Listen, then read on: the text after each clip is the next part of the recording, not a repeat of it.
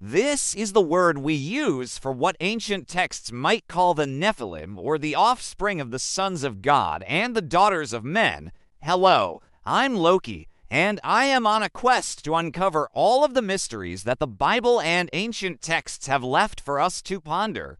And one of those mysteries pertains to giants, or as they're known in some circles, really tall people. It means the same. And, of course, as a certified biblical enthusiast, I've done my fair bit of scriptural diving, right? Just off the top of my head, I've read Genesis, Samuel, and I think from that I've encountered quite a few giants, so I know what I'm talking about. But when it comes to these towering figures, whether you're just looking for a quick Bible study or something more in-depth, it is worth learning that giants in the Bible aren't necessarily the same as their fairy tale counterparts.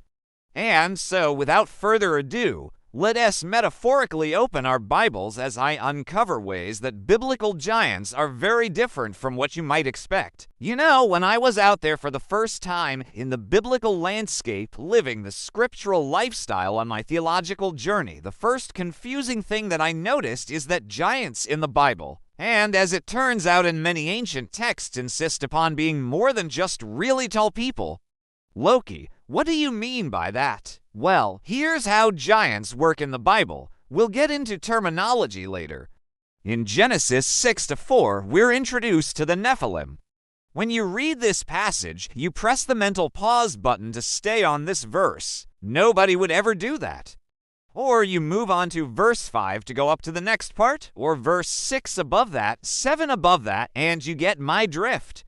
In the Bible, it's a little bit different because that same passage where I enter the world of giants and talk about the sons of God and the daughters of men, and they actually know what Nephilim are, is just the beginning.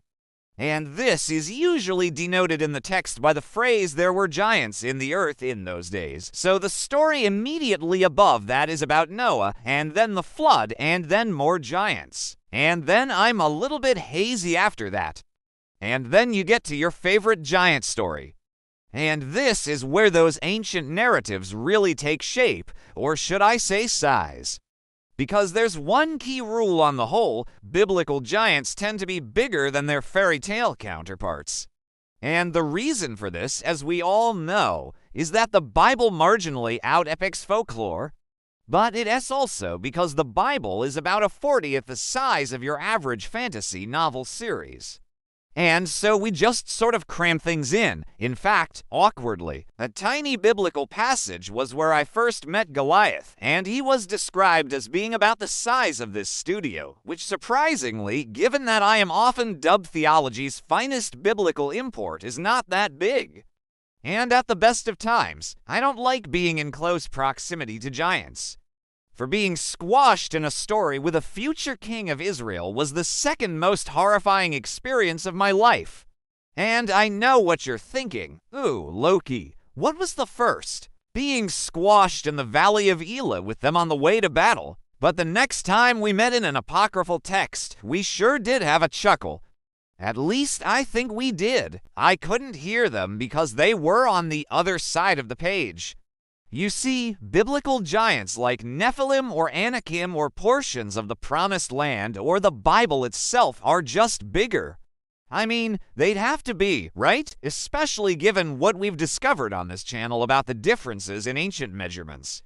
And of course, a giant is not the only place in the Bible where you'd find extraordinary beings. In addition to the giants, the angels, and in desperate times, the talking donkeys, which should prompt nobody to ask me about the Balaam incident of Numbers 22, there are also the Emim and Zamzumim.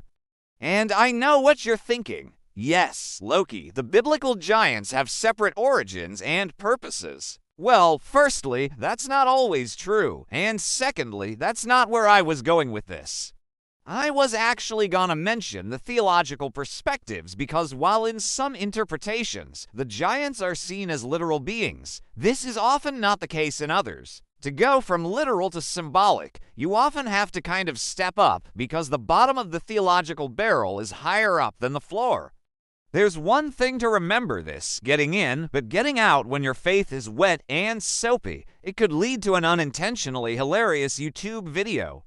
In fact, I do have footage, but I can't show it on here because I get hundreds of complaints and an equal number of marriage proposals. So just take my word for it. Apocryphal texts are of course found in many places and through much of our theological lives, but never more do I need them than when I'm in a biblical study. So, because of this, it is worth remembering some of the key differences between canonical and non-canonical texts. Don't take my word for it. Instead, listen to me from last year. It was once said by me in just a second from now that you can tell a lot about a religion by the size of its apocrypha, and given its unparalleled record of boasting larger stuff than everyone else, the Bible might fancy its chances of winning the My Giants bigger than your giant debate. But the truth is, and you might find this shocking, apocryphal giants are larger. You can't talk about biblical giants without talking about cultural impact. Cultural impact is the protruding influence that keeps the story attached to our collective consciousness like a docked plane. And the only reason I made an aviation sim there was to draw your attention to the miniature control tower I made from David and Goliath action figures while I was bored. Anyway, there are several key differences in this department. In biblical narratives, the giants are ever so slightly more complex and crucially more symbolic. This makes them sturdier and impossible to bend. How do I know that? Because I was 14 once. But whereas biblical giants, that is Nephilim giants, are decidedly multifaceted, that's not always the case in popular culture. Sure, Type B giants, the ones whose stories look like surprised ghosts, definitely do have 3 dimensions. But Type A giants, which are easily the more outgoing and competitive of the two, are bi-pronged due to the manner in which each culture feeds the stories into the public consciousness. There's also a difference in how they hang from the narrative socket. In the Bible, the story hangs vertically from the giant, thus making it harder to yank from the wall by pulling the cable. And the horizontal connection of popular giants means that you can do this in theory, but it's not recommended. One of the biggest concerns for readers visiting the Bible, aside from being forced to eat locusts and wild honey, is the great biblical and scientific divide. In the Bible, giant heights are categorized as very tall, while it's generally impossibly tall in science. Moreover, biblical narratives operate on a faith frequency and science on fact. What does all of this mean? Well, let us just say that you want to use your scientific knowledge in biblical studies, but it doesn't run on faith, is not dual perspective, or is incompatible with symbolism. In that instance, you'll need to run to Theology Station to pick up some hermeneutical converters. A hermeneutical converter will convert the literal from symbolic to the interpretation of your choice. In the event that your hermeneutical converter doesn't come with a Type G faith adapter, be sure to also pick up one of these. This faith adapter is magic. It allows you to turn your Type A or B scientific fact into a Type G biblical truth. For scientists visiting theology, the same applies, but in reverse. A step-down faith converter or transformer might also be needed to safely use devices in the theological realm. Both are widely available for scientists and theologians on Amazon. I'd say the most obvious difference between biblical and fairy tale giants is the moral lesson.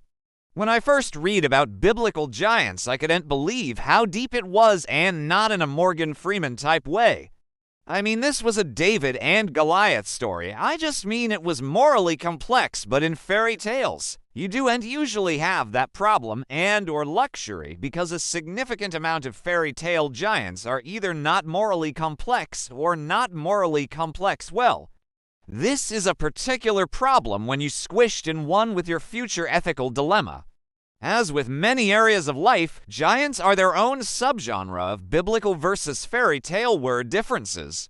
Take, for instance, the name that we assign to that helpful giant who helps you with your moral lesson when you're rechecking in or out of the story. In the Bible and much of the rest of the ancient world, this person is known as a Nephilim. This is the word we use for what fairy tales might call an ogre or a troll.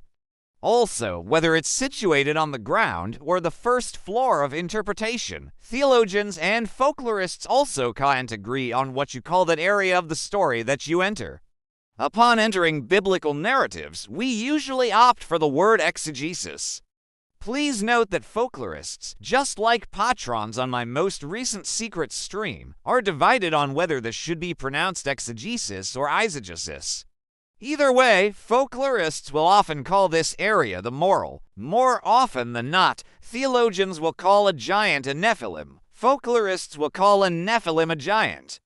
While folklorists have about 100 words for a big person, chief among these are ogre, troll, giant, colossus, or behemoth, and finally, moral parking. This is something I've encountered far more in the Bible than I have in fairy tales.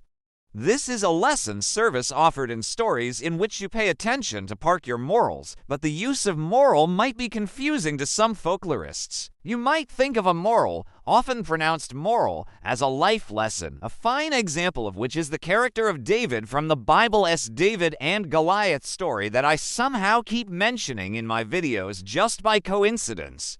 That's it for this video. Let me know in the comments below some of the giant differences that you've encountered. I'm Loki Nazrul. Thanks for watching. Drop your thoughts in the comments.